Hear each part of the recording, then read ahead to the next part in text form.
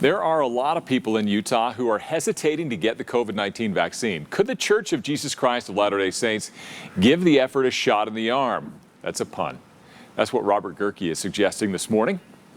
And he joins us via Zoom to talk about it. Yeah, there are a lot of people out there who are hesitant to get the vaccine, but some prominent voices, that's what you say, could really help this process along. Good morning, Robert. What are you talking about? Well, so we've seen over the last few weeks a real drop-off, a slowing of our vaccine pace. So we were up around 30,000 a day average. We're down now around 17,000 a day. So we've reached a point, and the governor talked about this last week, where there are more shots than there are arms to put them in. And so we need to get these people off the sidelines. There are people who are just not going to get nothing you can say or do to get the shot. But there are some who I think are sort of squishy. They're maybe a little bit in the middle there. And we just need to find the right message to reach them. And so what I did is I looked at who some of those people are. And if you look around the state, rural counties are lagging behind. The Republican counties are lagging behind quite a bit from the more liberal counties. And men are lagging behind. And we've seen from national polling, there's also a religious correlation there. And so what I'm suggesting is that the LDS Church could just play a huge role in reaching those people who are, who maybe don't trust the government, maybe don't trust the city. Maybe they do trust their doctors, but they just need that little extra push. And the church, to its credit, has signaled very strongly, that they support this. President Nelson very publicly got his shot early on. He said he prayed about it. He encouraged others to do it. They've signaled very strongly that they support members getting this. But I think we could also provide a little bit more of a voice, a little bit more of a prodding.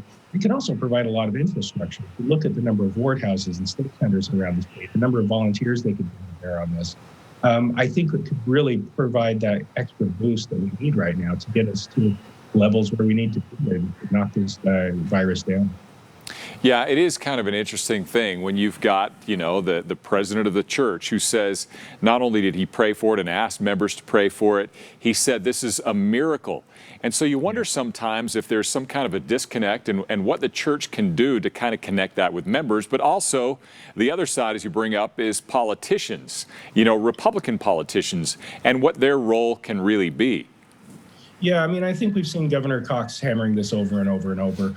I think there are conservative politicians, people like Mike Lee, people like Chris Stewart and Burgess Owens, who maybe haven't been quite as outspoken as they could be, and that they could bridge that Republican divide. I'm not sure, though, that politicians are going to provide the same kind of trust, the same kind of moral clarity for followers, and so. No, it's got to be sort of a team effort, all hands on deck, right?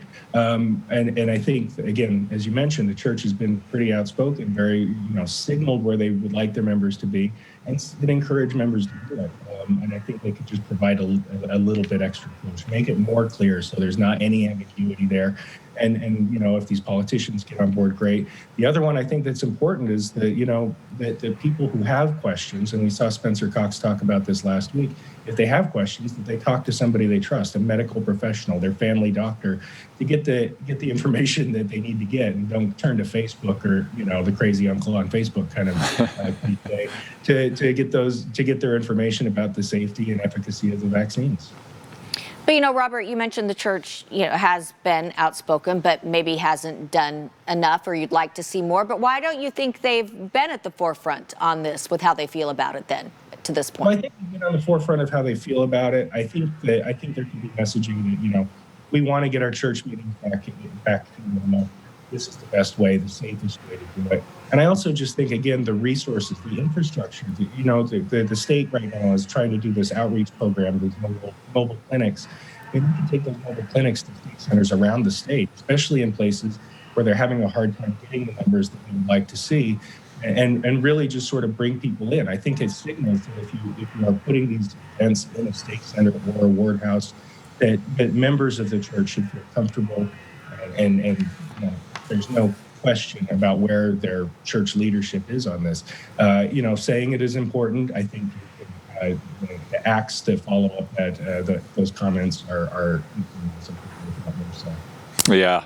Well, there are fine lines in these things, as there are always with opinions, and that's what you do, is write about opinions and share yours. We'll reserve ours, but it's a good article. Thanks a lot. Appreciate it. You can read more from Robert Gehrke in his column on the SaltLakeTribune.com. Thanks, Robert. Appreciate Thanks, it. Robert.